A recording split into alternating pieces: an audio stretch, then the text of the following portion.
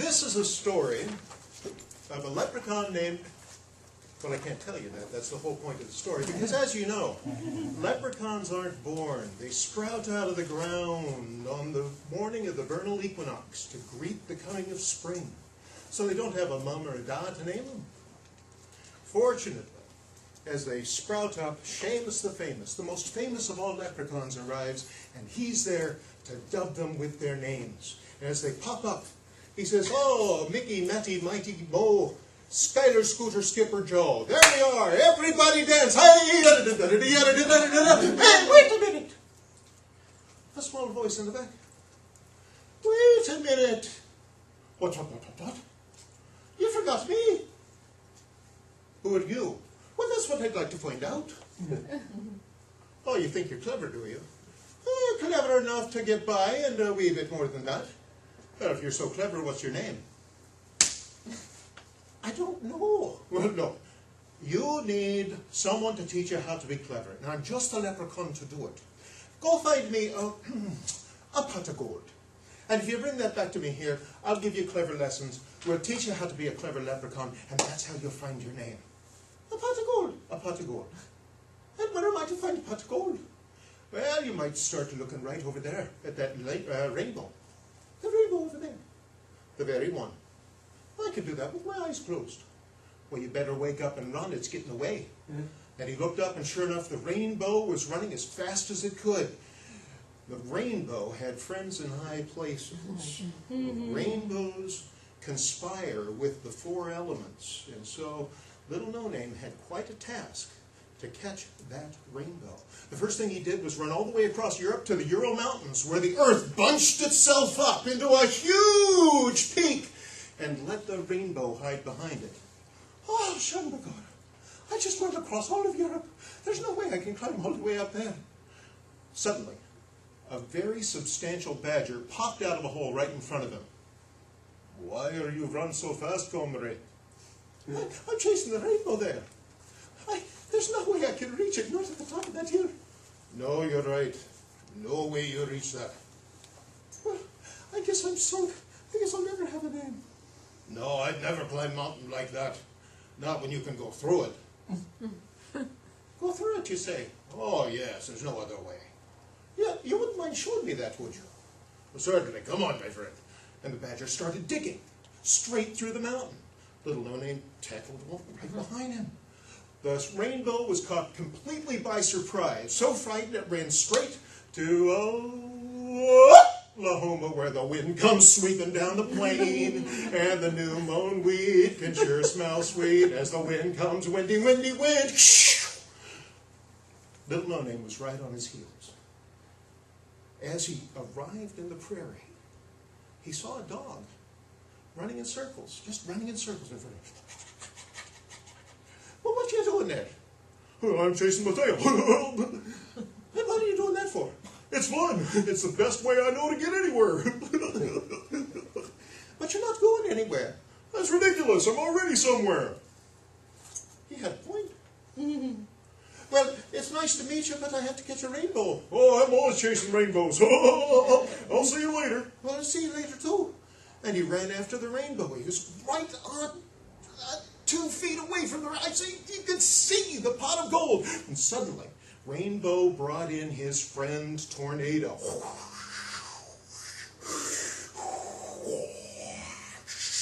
And it sucked Little No Name up and spun him up into the clouds, spinning him faster and faster. And Little No Name said, "Whee!" The tornado spun him faster still. "Whee!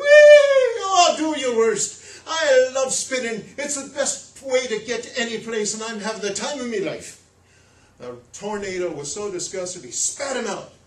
And Little No Name landed right at the foot of the Kakapupu Mahi Mahi volcano in Hawaii, just where the rainbow had chosen to hide next. So Little No Name climbed up the side of the volcano. He came to a lake of fire, the most deadly of the elements. And there, across that lake of fire, he could see the rainbow. "Oh, there's no way I'm getting across that." Well, out of the mist comes a salamander, walking across the lava just as nicely as you please. Well, that's a fine trick, that is. Oh, ain't no problem, brother.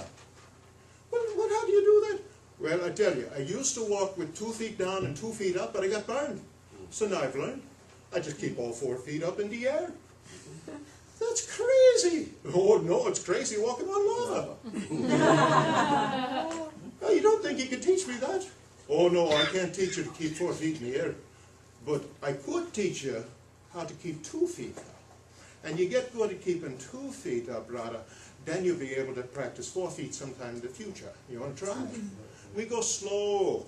And so they went slowly. And sure as you please, there's little no-name keeping both feet up in the air as he's walking across the lava. He got his left little toe burnt just a tiny bit. But he was able to cross that lake, and the rainbow, terrified, ran as quickly as it could to the one place it knew it would be absolutely safe. Seattle. The element of water dragged him in. Everybody embraced the rainbow, all of the people with their big pruny faces soaking up the rain. And little no-name came pedaling up. And he saw the rainbow. Oh, I'm done. This is the end of it. There's no way I can beat the rainbow in its own element. A kindly cow standing next to him said, "Moo." Well, moo to you too, I'm sure. Moo. Oh, I suppose you're telling me if I give it a little milk, maybe I can make a pot of gold out of that. Moo. Oh, I suppose you tell me if I lay in a pan and sizzle like a steak, the pot of gold will drop right out of the sky. Moo. Oh, I suppose you're telling me if I just stand here and chew my cud like you, then maybe the rainbow will drift over here and give me the pot of gold. Moo.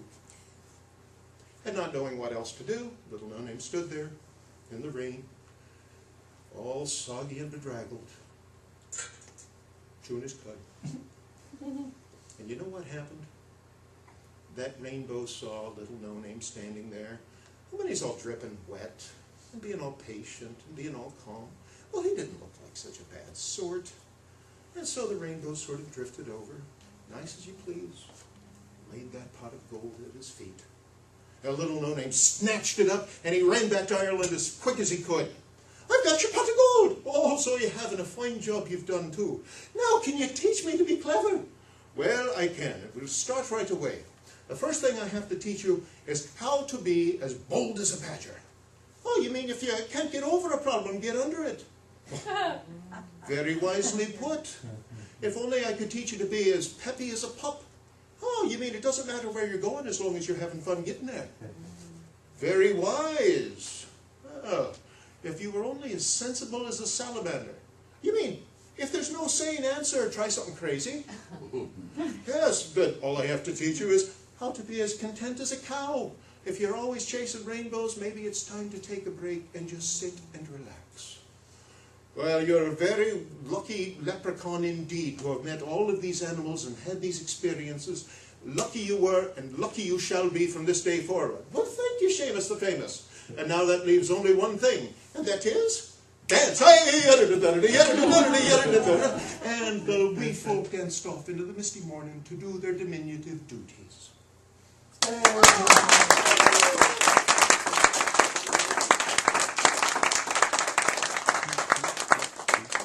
Better than last week, huh? Yeah, Ernestine saw me tell that story last week. There's a leprechaun, his name is Fred. No! Yes, so you like the story? Yes. All right, did you like the way I told it? Yes. Okay. You've got excellent storytellers here. You've got experts in public speaking. So I'm not here to teach you. I'm here to share with you what I do when I prepare stories and I tell them. Okay, we cool with that? That's all. And if you happen to learn something, it's not my fault. All right. Okay, here we go. Yay! Writing and telling your original stories. First, I'm going to talk about writing a story. I've got a special section on signposting, which seems to be something that is a little difficult for our Toastmasters friends at times, and it's something that I like to talk about. It's foreshadowing. So I'm giving you a little hint as to what signposting is all about. And then I'll talk about how I tell a story, what special preparations I've been through. So the first thing we have to realize is that we tell stories. We communicate with stories. I know why the caged bird sings, Maya Angelou. That's how I get there in my brain. Great quote. People will forget what you've said. People will forget what you've done. But they will never forget how you made them feel. Is exactly right. And you make people feel with stories. So if you want them to remember your message, it doesn't matter if you're Steve Jobs or a third grade teacher, you tell them stories to cement these things in people's brains. A lot of people think, oh, I can't write a story. I have all these ideas, but they go washing down the drain. It's just awful. I have writer's block. Well, let me tell you. Oscar Wilde will tell you that the art of writing requires the application of a pair of pants to a chair. So all of these people who say, oh, I want to write, I've got these great ideas. Do you ever sit down and actually try to write it? A lot of times they don't. I am a professional writer. I write books about computers. I get paid more than a police captain, a fire chief, a head nurse. I get paid a lot of money to write books that nobody reads. When I sit down to write, I'm like M. Somerset Maugham. I only write when inspiration strikes, and it strikes at 9 o'clock every night. Because if I don't write, I don't get paid. And I don't get medical insurance, and my son needs medical insurance. So do I sit there and fret and think, oh, what will I write today? Oh, no, I can't get started. I think I'll go have a cup of coffee, and then I'll come back and I'll be reading. No, I get to work. So forget the myth of writer's block. It really doesn't exist. All you need to do is sit down, clear your mind. A fantastic book is The War of Art. And this book is all about resistance. I was able to give some of you this handout from The War of Art. Resistance is this son of a bitch who will kick your ass every time. He knows exactly what you want to do and points you in the opposite direction. It is vicious. It goes for blood. It does not try to hurt you. It tries to kill you. It tries to kill your creative soul. In this book, The War of Art by Stephen Pressfield, will tell you how to recognize resistance, how to fight it and beat it once and for all so that you can get those books written. Now, one thing that I will emphasize again and again in the presentation, what is good writing? It's a pencil and an eraser. Good writing is good editing. The only difference between my stories or my books or the speeches that I write and anybody else's is 7 rewrites. Everybody's writing starts out the same way, but you have to go back and dig and dig. And that means that you do have to write it out completely. If you don't write it out, you can't edit it. David Brooks is the one who told me that. So, let's do a quick warm-up here. It was weird that we changed the location because I was coming up 580. Yeah, I was coming at 580. I was going a little bit fast. I was going right by the Priuses, even though they were pedaling as fast as they could. And I looked at one particular Prius, and I swear to God, I saw a guy who looked just like Jim Doyle. Jim Doyle. It looked like Jim Doyle pedaling his Prius as quickly as he could. And what was funny is there were 3 feet going. I couldn't see who the other person was, but they're just flailing as quickly as they can. Suddenly, coming out of the hood of the car, I saw a Unicorn. A unicorn. It was a stuffed unicorn, but it seemed alive as it hit the pavement and scraped, and the blood was splattering every place, but it was just a happy children's toy. The 3rd time it got hit, you couldn't tell it from any other roadkill. Now, one thing that I learned in my upbringing in the West is that you never waste good roadkill, especially if you see it that's nice and fresh. So I had to pull over on 580. This is why I was just a little bit late, and I'm waiting for the traffic. Here comes a Prius. Suddenly there was a break. I'm running out there, and then I step on a battery. A battery, a car battery. What the hell is it doing in the middle of 580? I step right on it. I trip. Whoa! Lay out, splayed flat, and there, coming 500 miles an hour. I swear to God, it was a rocket. A rocket. What's a rocket doing on 580? I'm trying to get the unicorn, scrape it off the road, but I'm splayed out flat. A rocket is coming at me. Hopefully it's going to go over my head. It's coming really low. So I grab a lawnmower, which I just happen to have with me. I don't know why I dragged it out there, but it was important to have it in order to put it between me and the rocket. And just as I jammed it up into the rocket's face, I heard a screech from an owl. The owl swooped down, grabbed me by the collar, picked me up, took me off the side of the road. And that's why I was late tonight.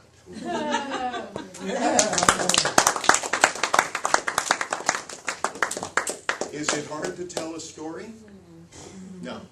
Just like improvisational comedy, which you practice here a lot, the trick is there's a voice in your head. You were all voices in my head.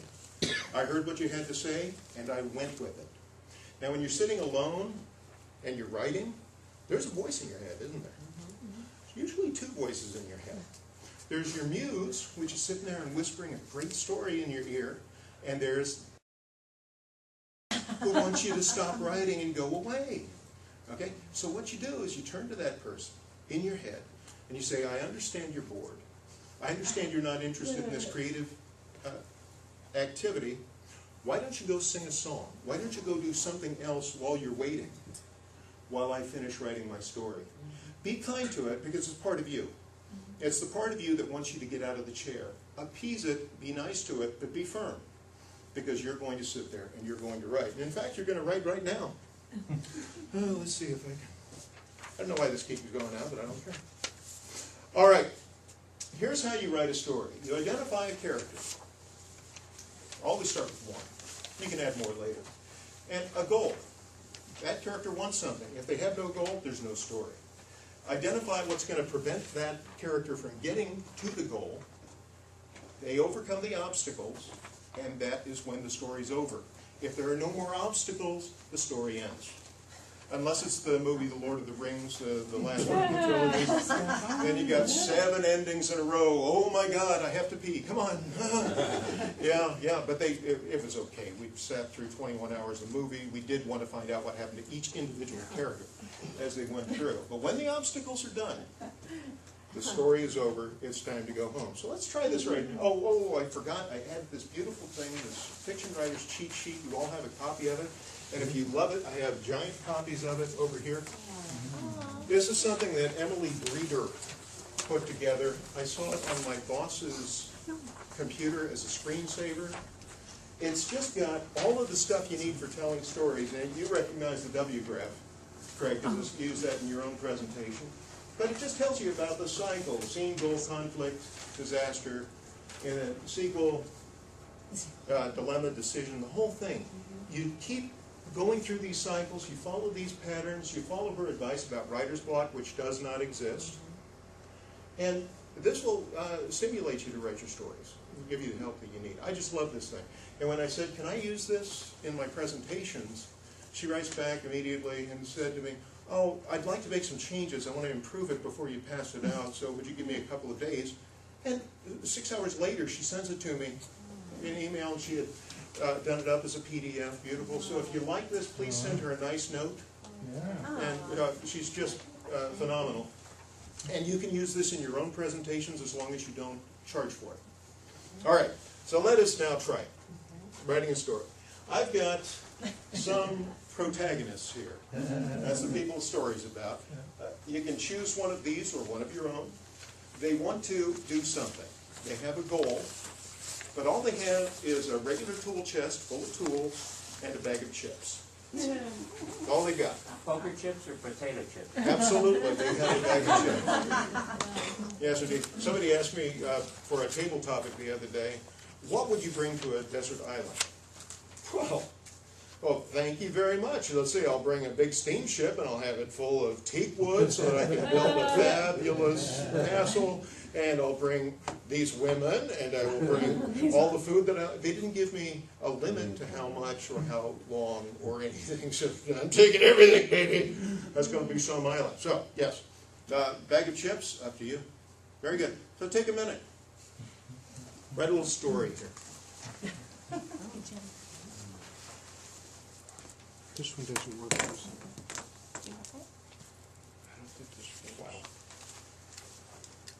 I realize I'm the only one who's hot. No, you're not. No, it's hot in here. Is it? Sorry, there's no air conditioning in this room. Oh, okay. I will not be embarrassed. You can sweat all you want. No, you don't want me to sweat that much.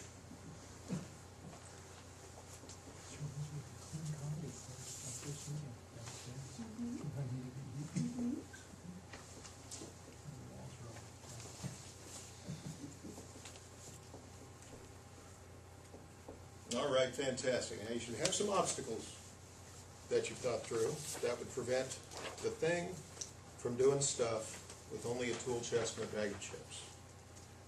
All right. I didn't tell you there'd be a quiz. So Ken, what'd you come up with? I just took the ones right off the sheet there. A dog who wanted to fly, but he only had a tool chest and a bag of chips. And so he? And so he went to the airplane school to learn how to use his tool chest to build a plane. But, well, that's a solution. What's the obstacle? The obstacle is he had no plane to fly. Ah, okay. So he needed a plane to fly. I see. There we go. And so he overcame that obstacle by going to your neighborhood airplane school, which is always handy to have, where they teach you how to build and fly airplanes. That's an easy solution. It's a deus ex machina. So we're going to be careful about easy solutions, because at that point, I'm not picking on you in particular, but think about it. At that point, the story is kind of over.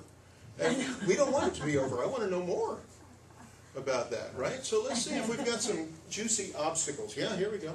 There was a princess who wanted to run a marathon because she heard that was the best way to meet Prince Charming. She had a tool bag and a bag of sweet potato chips the size of Rhode Island. She had 19 blisters from dancing all night, and the marathon was in 3 hours. Ah, there you go. There. Ooh. What happens next? That's what we're always looking for. What happens next? And when there's nothing happening next, the story's over. You want to share out, Craig? I didn't get that far. Okay, that's good. I know that it's about a baker. Mine was going to be about a doctor who tried to cure a building in Oakland that we know, a gastrointestinal virus, but it just didn't seem appropriate. Could get messy. There we go. One more. Anyone? You want to? Okay. There was a cat who wanted to fly to France. He didn't have any way to get there except by airplane. He had a toolbox and a bag of chips. He figured the toolbox couldn't do him any good, but he could bribe somebody at the airline with a bag of chips and get a ticket to fly to France without any money, because after all, he was just a cat. There He you go. didn't have money. Yes. And you keep following that, and you keep throwing in obstacles. Orson Scott Card has a great book called Characters and Viewpoint. The second part, the viewpoint, the point of view, he talks about this idea that you have to keep throwing obstacles in the path in order for the story to keep going and keep being interesting. And he does an exercise where he's working with a group of junior high school kids, and they're babysitting a baby and it won't stop crying. And every time they give him a solution, he says, oh, it doesn't work because, oh, it doesn't work. And they get really angry with him. And, he's making the point. If it works, the story ends. So that's how you get your stories out there. Now, I gave you a tool chest and a bag of chips for a very specific reason. People like me are always telling people, think outside the box. You got to think outside the box. Think outside the box. Well, there's a show, Cosmos, great show. You can watch it tonight. And you'll see that outside the box, there's a whole bunch of stuff to do. So sometimes it's nice to think inside the box, where you're given a set of constraints and you have to overcome those constraints and work within these rules. It actually makes you be more creative, and you'll think of times when people set up these rules for you and you think, and you come up with a very clever way of staying within the rules and yet solving the problem in a way that makes you happy. There we go. So think inside the box a little more. Now I'm going to talk a little bit about signposting. Signposting is where you give people a hint that, oh my God, someday this story will end. And you can start by thinking about confused signposting you might have heard in some of the stories you've heard in Toastmasters. The first one is dreams. My wife loves to tell me her dreams, and she'll give me great detail about what she dreamt last night. Now, what is the essential problem with the dream? It's not logical, it's got all kinds of information in there that doesn't really lead to the point. It has no point. It's exactly right. You're never going to get to the point, because the end of the story is always, And I woke up. and I woke up. And so there I was with my knife 2 feet from Tom Cruise's face. I was about to plunge it right through his nose, and then I woke up. Yeah. And I don't know why I was a cow. Yeah. This is one of the greatest digressions in history. This is what I call, based on this, a grandpa story, but we've all heard it. I'll read a little bit. We can't bust heads the way we used to, but we have our ways. One trick is to tell stories that don't go anywhere. Like the time I caught a ferry in Shelbyville. I needed a heel for my shoes, so I decided to go to Morganville, which is what they called Shelbyville in those days. So I tied an onion to my bill, which was the fashion in those days. You'll hear these stories. Oh my God, these guys would go on 11, 12 minutes when they're telling their 5 to 7 minute speech in Toastmasters, and that's when it's perfectly okay to clap them down. Okay. Time-honored tradition.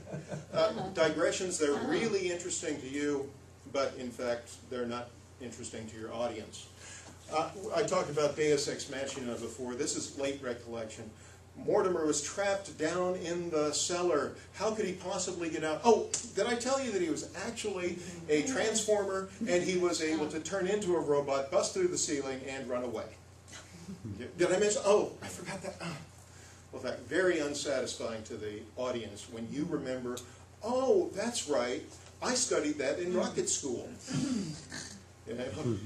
You'll see it in TV shows every now and again. And the famous shaggy dog stories. There was once a man who had a very shaggy dog. And people would say, oh, that's a shaggy dog. He'd walk it up and down the street, and people would look at the dog and say, my goodness, that's the shaggiest dog I ever saw. He was very proud. He made sure it looked good and shaggy because he took it to London for the Shaggy Dog Contest to find the shaggiest dog in England.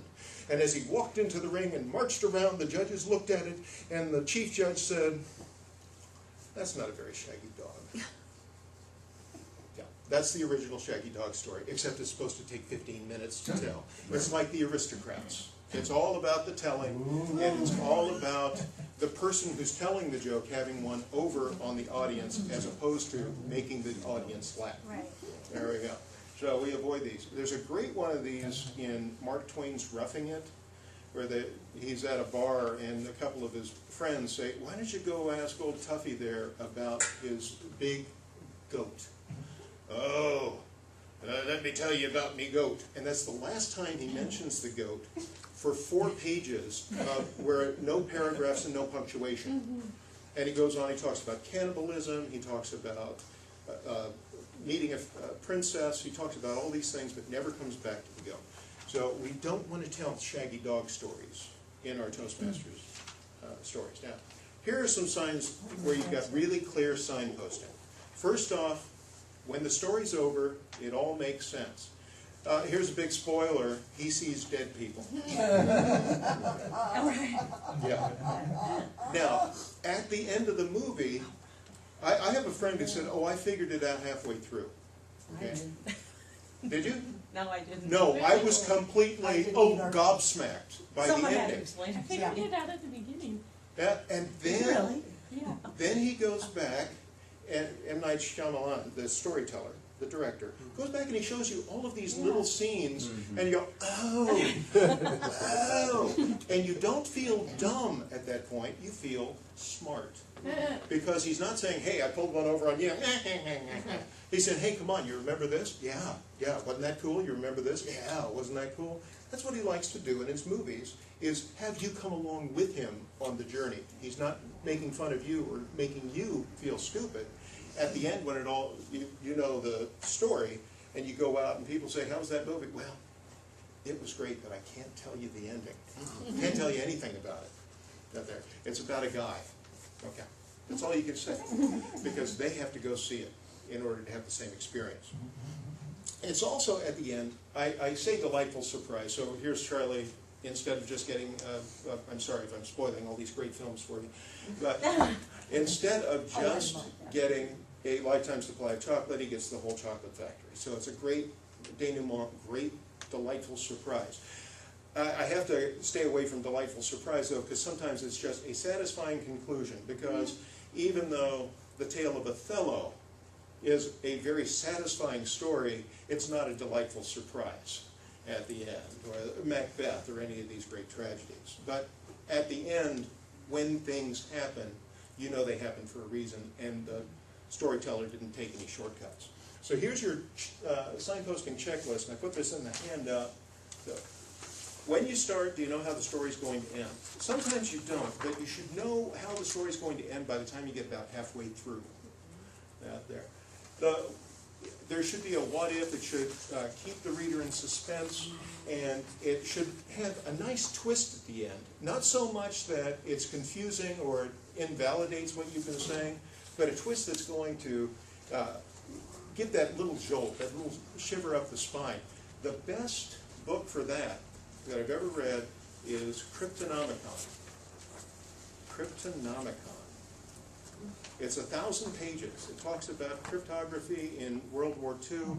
It talks about modern data mining. It talks about gold mining. And this is the only story I've ever had where I read the last sentence and I go, oh, that's why I just read the other 1,000 pages. Fantastic book. The author's name is escaping me. I think I actually may have put it on the back of the handout. If the plot is so complicated that you're confused and you actually start forgetting details, then it's going to be way too confusing for your audience. You plan it start to finish, and ask yourself, did you cheat? That's that late recollection, deus ex machina. I have a problem, here's the solution that you're going to have. No, it should be something subtle. So when Frodo gets stabbed in the chest and he survives, it's because he got that mithril armor earlier, and it was a gift and it was pretty, but nobody knew that it was going to save him from the plunge of a troll's spear in the center of his chest. That's good signposting. So, story writing tips. Get to the point. Have a point and get to it as quickly as you can. If you want to tell a milieu story, you want to be sure you've given lots of imagery and set the stage, but once people know where they're at, get them where they're going. That's the key. Always write it completely so you can edit it. If you're going to tell the story, I've told that leprechaun story many times. I never get all of the details exactly the same in between, right? But I do know where he's going for each of those 4 transitions. I know what the beginning is, and I know what the ending is. And so I can have all kinds of fun in between, as long as I know the transitions that are going to get me there. And then you rehearse. You rehearse, you rehearse, rehearse. Last week I had not rehearsed. And poor Ernestine had to sit and suffer through that story. This week I learned my lesson. I actually, to rehearse, little hint, I record my stories on MP3 and I play them in my car on iPod over and over again. When I was memorizing The Barbarian's Beard, a 3-minute speech, and took it to the finals in District 4, I had probably listened to and recited that 3-minute poem 2,000 times in the previous 2 months, just listening to it over and over again to be sure I had every single word. As I was just saying to Craig, not so that I have it memorized, so that I can say it perfectly, but so that I can make a mistake and immediately correct, and no one would ever know. That's great preparation. And I know this because that's the way I'm able to get up here and speak without the ums and ahs and all of that. I practice. That's all it is. So. And you have a long commute, or you used to, maybe. I did, yeah. Yeah, I did have plenty of commuting. Yeah, sure. Okay, some storytelling tips, and these are not going to be earth-shattering for you, but it's a lot of fun. First off, vocal variety. You may have heard I like to do accents. I kind of have an ear for it. Some of them are really good, some of them I'm just kind of doing a shot on, you kind of get the idea, and I tell you he's Russian, okay, I'll go with you. Okay? And take advantage of that. Have you ever given a speech where you really thought the audience was sitting there, wow, I hope he sucks. Man, I hope this is the worst story I've ever heard. No, nobody will ever do that to you. I actually did a speech about writing a limerick. I did it as a target speech for one of the contests. I got up there, and at the last 2 minutes of the speech, I had the audience help me to write the limerick, filling things in. They were throwing ideas at me, and I would make a rhyme out of it and do it. It went swimmingly because the audience did not want me to fail. Okay, so you don't have to be perfect at any of these things. You get the idea, and you throw it out. Another thing you can do, though, as we've learned with vocal variety, you don't have to actually have a southern accent or British or anything like that. You can just speed it up, talk really fast. You know what I mean? You know what I mean? You know what I mean? Change the pace. Or you can slow it down. Now, there's one thing you need to know before you pull the pin out of that grenade. And use that to add drama. Another thing that you can practice if you don't do it very often is go up and down the scale. Americans tend to talk in 3 tones. We do, we do. We go up, we go down. Up, down. Really? Yes. That's how we talk. So you can practice going up and down the scale. You can recite anything you'd like and sing it as if it were a song. That will get you out of the 3 tones. But as you're reciting poetry, but soft, what light through yonder window breaks? It is the east, and Juliet is the sun. Arise, fair sun. It's okay to go up and down the scale and break those 3 notes. It's more interesting orally, and then you're not trying to actually recreate an accent out there in the world. Authentic gestures. I'm going to teach you how to do gestures. This is all you ever have to know for gestures. Number 1, if you point, use 2 fingers. Thank you. Don't ever do anything, because it's approved. 2 fingers. Or if you're in Disneyland and over here is the monorail, everyone use your whole hand, like so. Rule number 2, this is rest position. When you're not gesturing, your hands are right here. You got them in the holsters, ready to pull gun. Right here, not here. Okay, but in front and relaxed.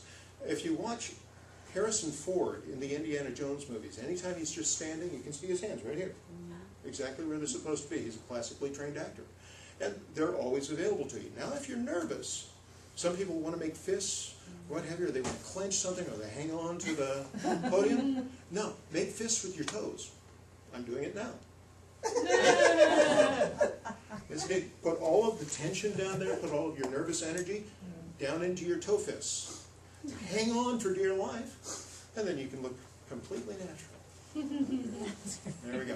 The other thing to avoid is mirror gestures. It's okay occasionally to use your hands together, but if you always do all of your gestures the same way, it becomes very obvious. Sometimes you do Pinocchio gestures, like a marionette, all their hands go together. Every now and again, drop one. Drop the other. Now, I've seen people script their gestures. They say, this is the time where you're going to smack your head. I have never scripted a gesture in my life. But as I was telling my barbarian's beard story, they watched him eat the pig complete, the bones, the hooves, the tail. One time I did this, the tail. And I said, oh, that's good. And I grabbed that and I held on to it. And every time I tell the story now, I throw that in. So that's how my gestures come out completely naturally, completely authentically. I practice and tell the story over and over again. When I find a gesture I like, I keep it. The ones I don't like, I throw out. With lots of practice, you're going to hone it down to something that is completely natural and completely yours, and yet communicates well to the audience. Finally, setting the stage. One thing that you'll hear from Toastmasters evaluators over and over again, you need to use the stage more. You gotta use that stage. Okay, here we are, we're in this conference room. I'm at the end of the table, I've got a few feet here. I could go walking this way, and going walking that way, but you know what? Nobody said, hey, Steve Jobs, I really enjoyed that commencement speech. I wish you'd walked back and forth on stage more. Then it would have really been great. TED Talks, have you ever seen a TED Talk? They stand like I'm doing here. They've got their slides, and they pretty much stay in one place and talk. Some people will run around, but most of them stand in one place. That's what you do professionally outside of Toastmasters. So this feedback, you need to use the stage more, is something Toastmasters tell Toastmasters when they don't know what else to tell Toastmasters. Spread the gospel. There we go. But you do want to set the stage, and once you set the stage, be sure that you are living within that space. So if I'm a beautiful fairy princess, just go with it, Tara. I might describe my bed over here, and oh, I love its satin coverlet, all purple with the gold filigree on the edges, and the big fluffy pink pillow. I love to press my blonde curls into it at the end of the day. And over here, I've got my beautiful fountain, and you can see all of the glass animals that have been carefully produced just for me with all of the gold detailing on it. The unicorns, the alicorns, my deer, foxes, my raccoons, all set around a beautiful drinking hole. It makes me so happy to be in this room, to bounce on the bed and just spin and spin and spin. Was anybody concerned about the fountain? No. I did a terrible story. Okay. Ideally, you would have been concerned about the fact that I spun right through my fountain at this point. The point is made by Jean Kerr, who was the wife of Walter Kerr. He was a drama critic. Right. And so she was not a great critic, she was a great audience. And she said, I don't mind if someone points to a mattress and says, that's a piano. I don't mind if someone sits down at the mattress and plays the minute waltz. But I expect that no one will later sleep on the piano. So once you set the stage, you want to be sure that you keep the stage real for your audience. And a trick that I got from Brenda, last name, one of our speakers from AT&T. If you want to, Carlisle? Brenda Carlisle, thank you. If you want to change the scene, then what you can do is say, and the princess was tired of being in her room, so she decided she was going to go to the forest and just erase the scene. And the trees were so stately. And just go on and describe the new scene that you just walked into. Yeah. All right. So these are the District 4 storytelling clubs, which are just getting started. If you happen to be over in their neck of the woods, San Mateo just chartered. That's at San Mateo Community College. Silicon Valley Storytellers is really going strong. Great club down at a Denny's in San Jose. And of course, Tales and Tellers. Our club is over at the Danville Denny's now. We meet Sunday evenings 6 to 8 on the second Sunday, so we're not going to collide with you guys. And if you would like to come visit us sometime, that would be terrific. We've had Kirk Waller and Michael Katz come out. We've had them. Yeah. Yeah, these guys are top notch. Yeah. So you can go see them again if you're There we are. So any questions? It looks like I have a couple of minutes here. Danville Denny's on Camino Ramon? On Camino Ramon. In Danville. It's at 680 and Sycamore Valley Road. Just a technical question? Yes. You listen in the traffic to your, do you do it on the cell phone or when you're recording your speeches? What are you doing these days? I'm so old. I've got a flip camera, and it's not even a phone. And so that's what I do for my taking video. And in the car, I've got an iPod. It's what my grandpa used to use. Yeah. So yeah, the iPod plugs right. I have this cool Honda Civic. I love my little Honda Civic, cheap car. But one of the things it has is a USB port for my iPod. So I can plug it in. I've got it on my playlist, and it's the one story, and it goes over and over again. Yeah. To record my stories on the PC, there's a great program called Audacity. Audacity?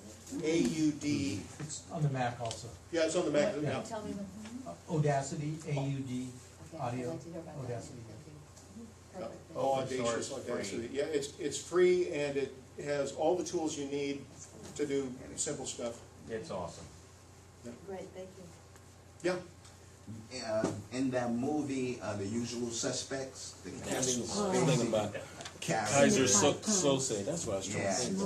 it's a great movie. And the character that he plays at the end has taken us all on a ride by using the billboard inside the detective's office, played by Joe Mantegna.